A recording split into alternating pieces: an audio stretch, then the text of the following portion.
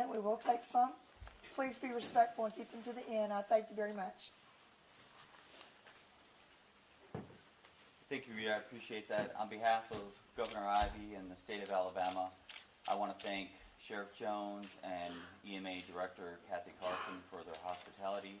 And we also want to pass on our condolences and our sympathies to all those impacted by the storms who have lost loved ones, family members, and friends during this trying and devastating time.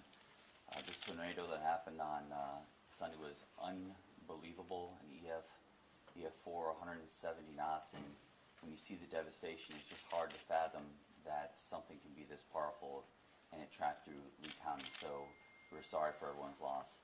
I just want to give you a quick update on what the state is doing for Lee County on behalf and at the request of Sheriff Jones and EMA Director Kathy Carson.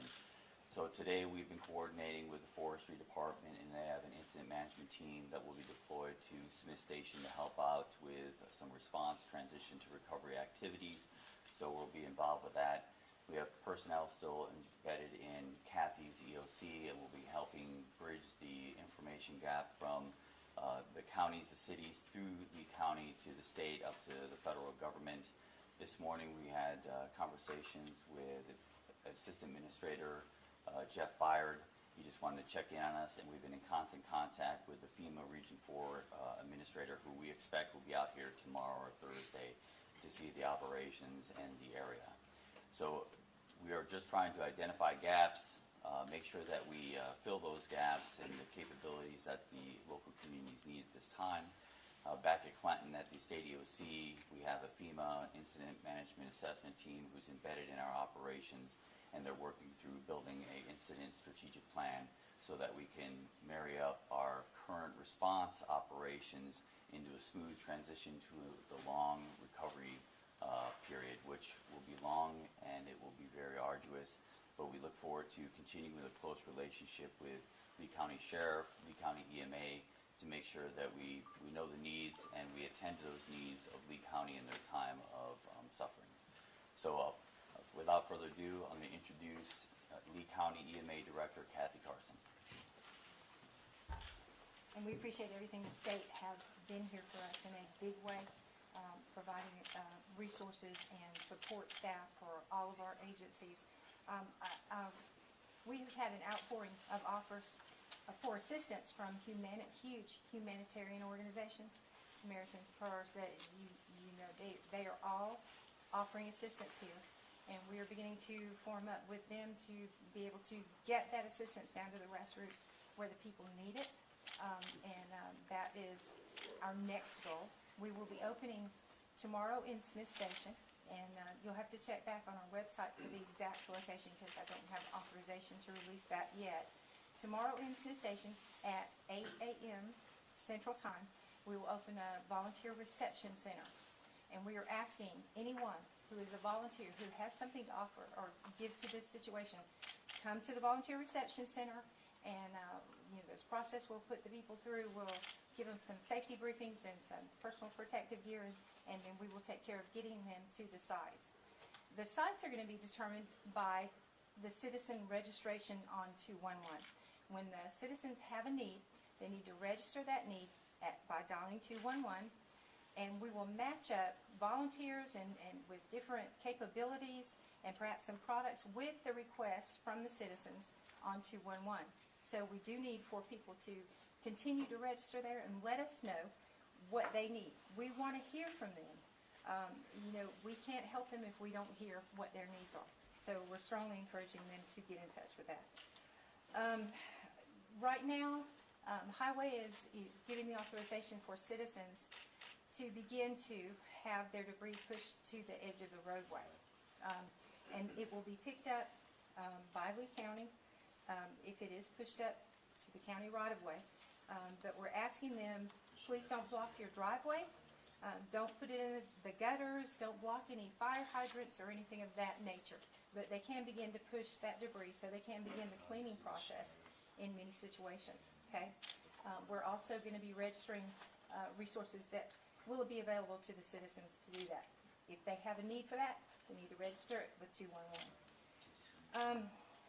As far as our volunteers go, If you are an unaffiliated volunteer, we want you to report to the VRC, to the Volunteer Reception Center. That's where we're going to handle that. And by unaffiliated, I mean no one in public safety, or you're not in public safety or something of that nature. You're a citizen that wants to offer your help to the community.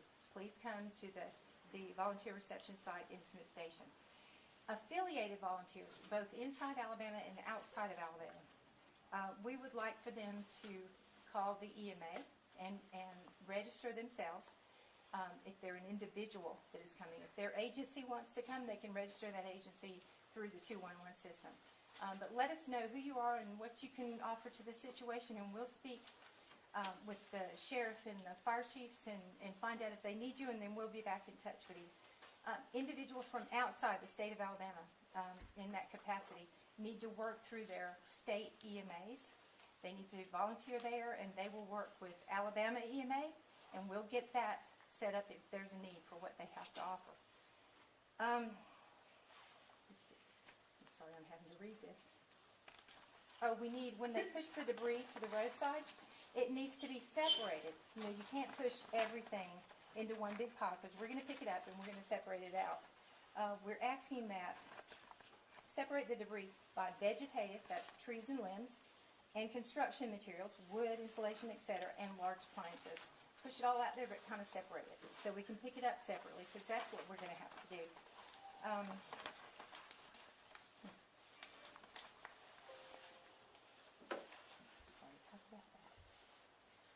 If you have been impacted by the tornadoes on Sunday, March 3rd, and have needs that have been met, we want to reiterate that over and over. Tell us what those needs are. That's what we're here for. That's what we want to hear. We can't help you if we don't know what you need. So register on the 211 and let us know. Lee County Register residents that were affected by these storms can receive free bags of ice. Each household can collect 2 bags of ice per day from the distribution center located at the First Baptist Church in Opelika. The trailer is located in the parking lot at the corner of 10th and Avenue B. And starting at 5 p.m. March the 5th, it will be open every day for people to drive in and get their ice if they need it. For those who still have not been able to contact a friend or family member, go to the Lee County EMA website, and it's www.leecoema.com, LEECOEMA.com. And there is a form on there that you can fill out to give us your information and the information on the person that you can make contact with from that area, okay? Or if you suspect that they may have been in that area. We're asking that you give us complete information on the missing person. What was their address? If they had a phone, you know, if you have their phone number, put that down too. A lot of information that we need on the person that is missing. But that form is still up for those who may need it, so we're encouraging people to register that. We have a Red Cross shelter still at Providence Baptist Church, and anyone who needs sheltering can go to Providence Baptist Church. We may be opening more depending on the need, but right now that is the shelter location. It is not full, so we're encouraging people to take advantage of that shelter opportunity. There was one more thing though. I think maybe that's got it. This has been an ordeal for all of us. But I'm going to tell you, I think the people here and the people who have come to help us have performed admirably throughout this. And we have reached out to our citizens to assist them and help get them back on their feet and help them with their medical needs. Also, the Red Cross, I forgot to tell them this, really. The Red Cross has medicines available for people who maybe have lost their homes in this event, so they can contact us at the LECO EMA, or they can contact the Red Cross and they can offer some assistance with that if people have medications that were maybe destroyed. That's another option that we have for them. But we're here for the citizens, and we cannot emphasize enough that we want them to communicate with us and let us know what they need and how we can help them even further than we have. Does anybody have any questions? Go ahead. How many active searches do you still have going on? Do you have a number of people who have gone onto your website and mentioned this? I think Sheriff Jones will be speaking in just a moment, and he can address that, I think. Ms. Okay. Carson, you directed people to go to websites. they can call the Lee County EMA at 334-749-8161. We have a whole staff there that is waiting to talk to them. We will be implementing further measures to be able to assist people with needs, but right now they can go ahead and call the Lee County Can EMA. we just leave those questions to the end? I think we're going to Oh, I encompass a thought you lot. meant when I finished. No, finish. All right. No. Great, thank you.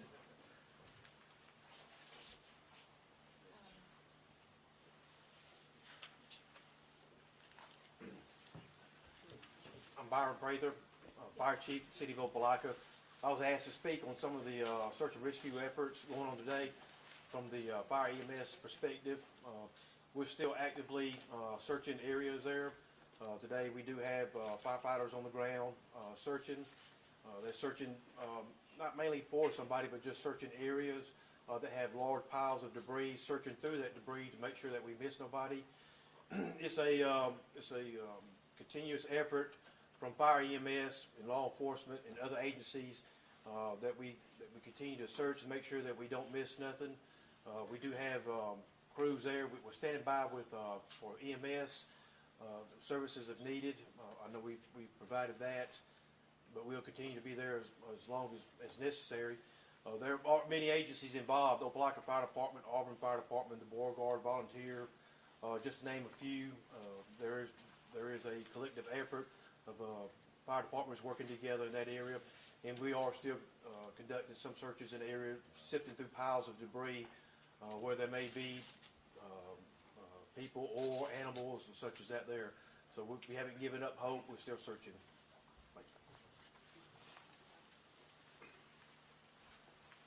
At this time, Sheriff Jay Jones, Sheriff for Lee County, will speak. Morning. At this time, the search efforts, as mentioned by Chief Prather a minute ago, are continuing. We have been able to narrow the searches down from a broad spectrum of the area down to specific areas of particular concern. These are associated with addresses of individuals that were in the most affected areas. We're in the process of having our investigators contacting families and making sure that individuals that heretofore have been unaccounted for are accounted for.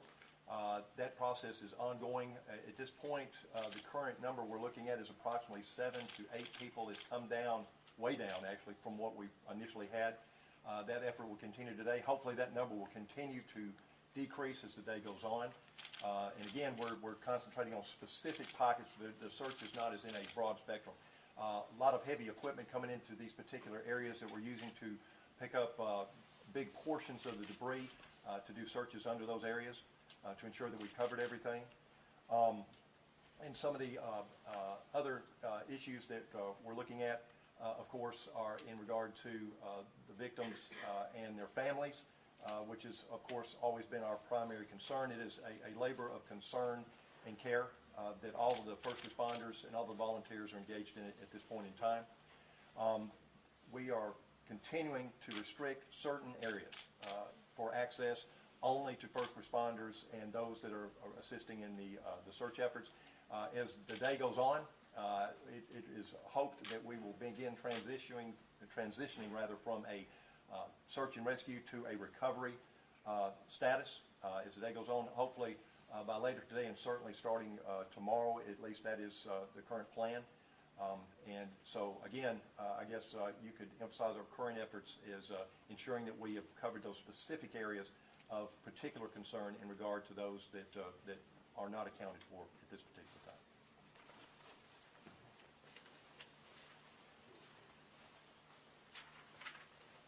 At this time, Coroner Bill Harris is going to speak.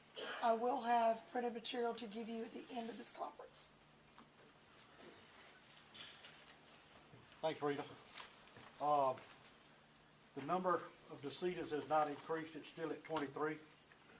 Yesterday, we were able to positively identify all 23 victims, make families contact, and as of 10 o'clock last night, all 23 victims have been released to the funeral homes of choice by those families for funeral services. The ages range from 6 to 93, I believe. There is a printed list that will be handed out that has the victim's name and their age. I'm not going to get in reading it off right now. You can read that for yourself. They'll be handing those out shortly. Coroner's office is still not done. Our job now is to assist these families and guide them in any directions towards those final dispositions of those decedents. I want to thank the SMORT, which is it's called the State Mortuary Operations Response Team. I learned early on that afternoon that my resources would be overwhelmed, and this is a state asset that the state of Alabama has that most people don't know about. It's comprised of volunteers, of coroners, and funeral directors around this state. If I make the call or a coroner makes the call, they proceed to that county, and at the discretion of the coroner, they do whatever's needed. We had a team of about 8 EMTs, funeral directors, Lee County investigators. Sheriff Jones assigned 1 investigator to each case. Each case was handled one at a time, and that's why the process took so long yesterday. We had to make sure absolutely that that person was who we were told it was or who we thought it was. We were able to do that. I thank him and his staff. It was a very concerted effort, and we were able to get all that done yesterday afternoon. And Captain Jackson and I talked to the last family about 8 or 9 o'clock last night, and about 10:30 we had all of them released to funeral homes. Just keep those families in your prayers. There's one family in there that was by marriage. They're connected, and there are over 7 people this man lost in one family. So it's a tragic situation. I can't thank this community enough for jumping in there and the support that I've seen firsthand. It's just been amazing. And when this is over, I'll take any questions now, read or later. Questions? Okay. Okay. We'd like for Chris Darden with the National Weather Service to give a statement, and then we're going to let the director come up and take questions. Okay? Hi, good morning. We're still in the damage assessment and evaluation phase. Again, just want to reiterate that our job is to assess and get information out to help with disaster declarations, but most important part is the people, not the property. But just want to give a couple of quick updates. No change to the Lee County track, but we are talking with our partners over in the Peachtree City, Atlanta office. So that actual continuous tornado track is probably going to be about 70 miles. That track continued well into Georgia. We'll probably have some additional information out on that today. The Macon County, Macon-Lee track, which was the second tornado, that was upgraded to EF2 late last night. That was on the ground for 29 miles. The 2 Barber tornadoes, which were the same storm, but they were not continuous, they actually lifted and touched back down. Those 2 were both upgraded to EF2 as well. One thing of note there, the second Barber tornado actually destroyed our weather equipment at the Eufaula Airport. It was basically level to the ground. We have a team out today, back out of Barber County and Bullitt County, looking at some more damage out there as well. And I will say this, I'll put it out to the media. Thank you guys for everything you're doing. The more attention you get on this event, really it helps the local people and it helps them getting resources. So thank you very much for what you're doing. And if there's any more reports that you have from other counties, please pass those along to us. Sometimes an event like this, we can go weeks and not hear about something, and then all of a sudden we have another tornado track. So if there's something that you guys hear about, please let us know. You're our eyes and ears on the ground. A couple of things I want to mention. I apologize for not mentioning this yesterday. The radar at Maxwell Air Force Base was a huge, huge help to us. We work with our DoD partners there at Maxwell. They suffered a catastrophic failure about 2 weeks ago, major issue to the radar. Typically, it takes a couple of weeks, 2 to 3 weeks, to get that radar back up. The folks at the Department of Defense, along with our partners at the Radar Operations Center out in Oklahoma, they worked tirelessly, literally 24 hours a day, a couple of weeks ago to get that radar back up. If that radar had not been up, we may not have been able to detect the tornado as quickly as we did. So a huge thank you to our partners in Norman, Oklahoma, and also the Department of Defense. So thank you very much to them. One thing I wanted to clarify, there was a couple of things that I saw. I did mention there was only 5 minutes of lead time for the Beauregard community in the warning. Went back and looked at the information. There was about 8 to 9 minutes, roughly, for the first fatality here in Beauregard. It is correct. Right in the county line, there was probably about 5 minutes of warning, but right here in town, there was about 8 to 9 minutes. And we did have a warning to the west in Macon County for the same storm, and we mentioned the storm was wrapping up, but that was about a 40-minute lead time in Macon County for the same storm that produced the tornado here in Lee County. So I did want to clarify that as well. I'll be available today for interviews, questions, possibly if we could maybe get out, if you guys want to get out in the field too, the areas that are available, we can do some stuff in the field as well. I'll be here through the afternoon. So again, thank you guys for everything you're doing. I appreciate it. The more y'all can get it out in the media and get it out on TV, it's important. It's not important for me. It's not important for us in the weather service. It's important for these guys over here. So they're the ones that need it, not me. So thank you very much.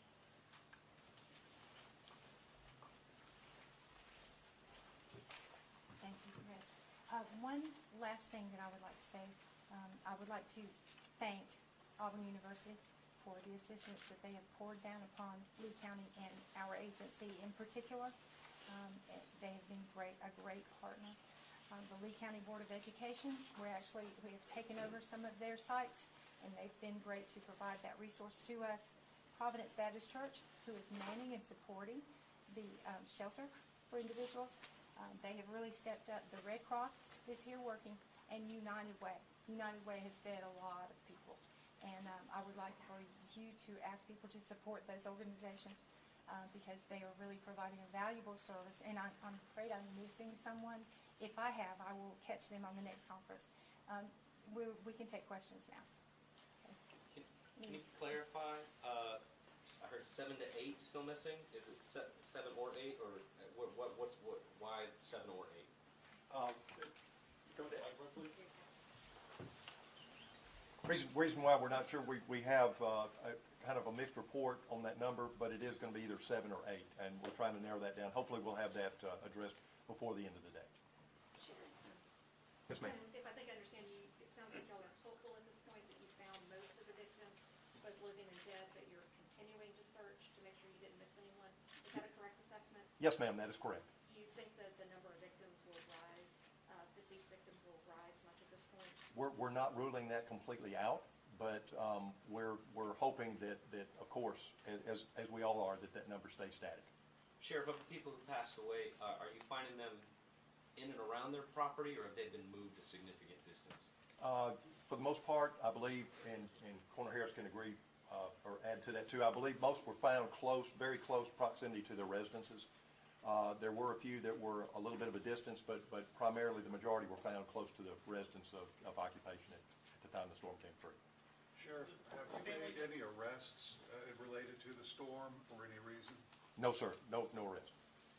The family that lost 7 or 8 people inside the house, were they inside the house or were they outside the property? Were they inside an interior room? Where were they? We believe that every victim what was in the residence when the storm hit. They all ended up, with the exception of 2, all ended up outside the residence because the residents aren't there.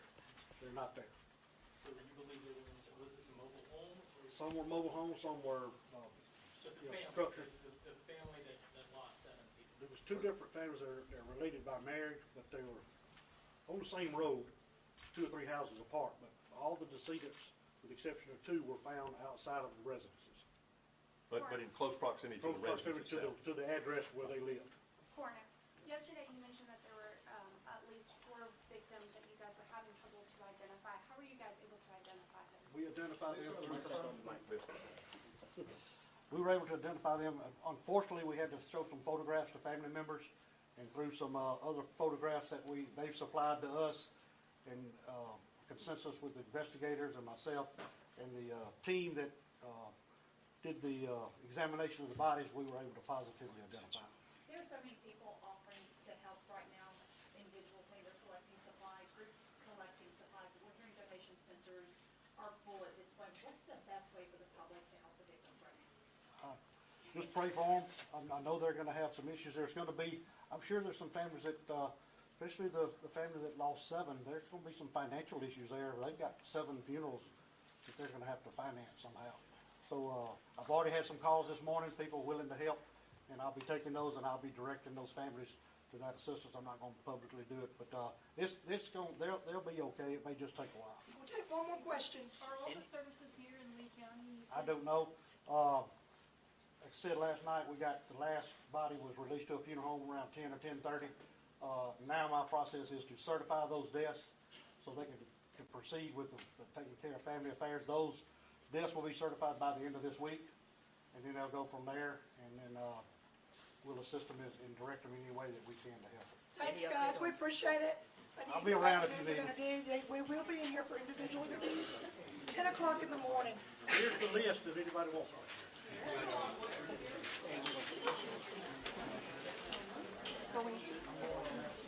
I'll be down there.